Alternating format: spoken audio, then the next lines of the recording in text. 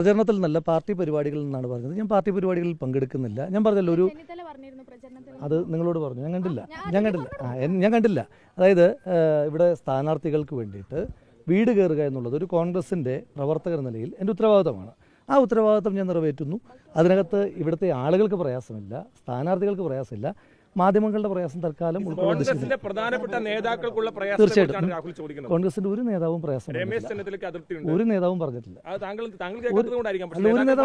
ഒരു നേതാവും പറഞ്ഞിട്ടില്ലെന്നേ.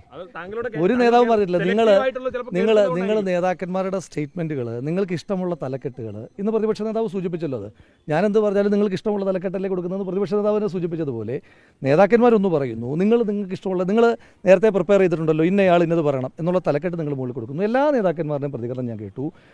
അതിനകത്ത് ഏതെങ്കിലും തരത്തിൽ ഞാൻ ഭവന സന്ദർശനവുമായി ബന്ധപ്പെട്ട് പോകരുത് എന്ന് പോകാനും പറഞ്ഞിട്ടില്ല. അപ്പോൾ സ്വാഭാവികമായിട്ടും എനിക്ക് വേണ്ടി വീട് കയറിയ ആളുകളെന്ന നിലയിൽ ആ ആളുകൾ തെരഞ്ഞെടുപ്പിൽ മത്സരിക്കുമ്പോൾ ഉറപ്പായും അവർക്ക് വേണ്ടിയിട്ട് ഇറങ്ങുക എന്നുള്ളത് ഒരു പാർട്ടി പ്രവർത്തന നിലയിൽ എൻ്റെ ഉത്തരവാദിത്തമാണ്. ആ ഉത്തരവാദിത്തം ഞാൻ നിങ്ങൾക്കൊക്കെ എത്ര പ്രയാസം ഉണ്ടായാലും, നിങ്ങൾക്കെന്ന് പറയുമ്പം ഇനി എൻ്റെ വാക്കിനെ മിസ്കോട്ട് ചെയ്യരുത്, അതിനും പിന്നെ ഈ ന്യൂസ് മലയാളമൊക്കെ തലക്കെട്ട് കൊടുക്കുമ്പോൾ ഞാൻ അതിനെ തെറ്റിദ്ധരിക്കേണ്ട. നിങ്ങൾക്കെന്ന് ഉദ്ദേശിക്കുന്ന വളരെ കൃത്യമായിട്ട് മാധ്യമങ്ങൾക്കുള്ള പ്രയാസത്തെ തൽക്കാലം കാണാൻ ഉദ്ദേശിക്കുന്നില്ല.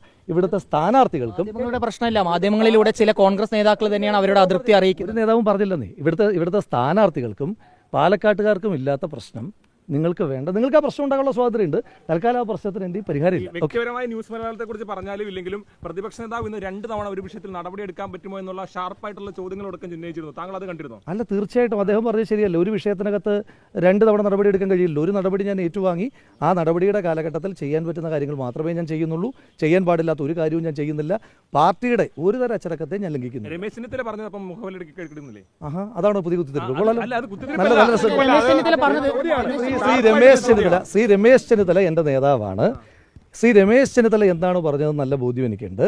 ഞാൻ ഇവിടുത്തെ അദ്ദേഹത്തിൻ്റെ, ശ്രീ രമേശ് ചെന്നിത്തല അടക്കമുള്ള എൻ്റെ ഒരു നേതാവിൻ്റെയും, അവരെല്ലാം എൻ്റെ നേതാക്കന്മാരാണല്ലോ, എൻ്റെ ഒരു നേതാവിൻ്റെയും ഒരു വാക്കിനെയും ധിക്കരിക്കുന്ന ഒരാളല്ല ഞാൻ. ഈ പാർട്ടിയുടെ പ്രവർത്തകരുടെ വാക്കിനെയും ധിക്കരിക്കുന്ന ആളല്ല ഞാൻ. തൽക്കാലം നിങ്ങളെപ്പോലുള്ള മാധ്യമങ്ങളുടെ വാക്ക് കേൾക്കാൻ താല്പര്യമില്ല. കുറഞ്ഞ പക്ഷം ആ ഓഡിയോ സംഭാഷണമായിട്ടുള്ള അധികം നിയമപരമായിട്ട് നിങ്ങൾക്ക് പ്രത്യേകിച്ച് കോടതിയൊന്നുമില്ല. അധികം കോടതി നോക്കിക്കോളാം കേട്ടോ. നിങ്ങൾക്ക് കോടതിയൊന്നുമില്ലല്ലോ, ഉണ്ടോ?